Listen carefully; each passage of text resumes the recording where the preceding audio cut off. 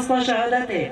لبرانبري جاوين جواكا ومجلس نفنتوية أو لكارية وصازي المافين مروفان يه نفنتوي دولة داگرکر یا فاشیزم به همو جوره شوازن تندیه و تیروره به کمکوشیا به کارتینه لسر حرم پاراستنه و سیاست قرکرنه دمشینه و همو پیوان مروفاهی بمپیدکه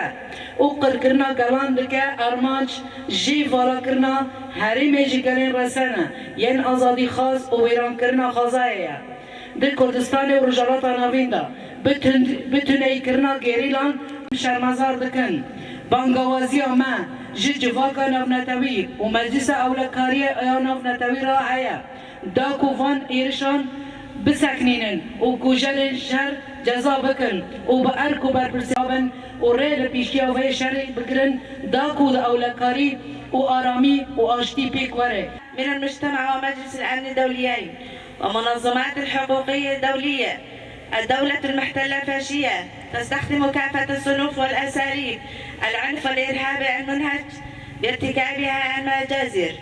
وسياسة الإبادة في مناطق الدفاع المشروع وانتهاك جميع المقاييس الأخلاقية والإنسانية وتبيد جميع الشعوب هدف إفراغ المنطقة من السكان الأصلية التواقد للحرية وتدمير البيئة في الكردستان والشرق الأوسط وتريد إبادة الغوريلا لإبادة الشعوب ولكن المقاومة الأسطورية التي تبديها الغوريلا حاصرت وأفشلت الدولة التركية المحتلة لذلك أغضبت وجنت الدولة الفاشية وكسفت من هجماتها الوحشية. نحن كأمهات السلام مرة أخرى ندين ونستذكر بشدة هذه الهجمات ولا نقبلها وندعنا إلى مجتمع ومجلس الأمن الدوليين ومنظمات الحقوقية الدولية أن تحد من هذه الهجمات وتعاقب مجرمي الحرية وأن تقوموا بواجبهم الأخلاقي ومسؤوليتهم الإنسانية لوقف هذا الحرب لتحقيق الأمن والاستقرار والسلام. المجد والخلود للشهداء، تعيش مقاومة الغوريلا،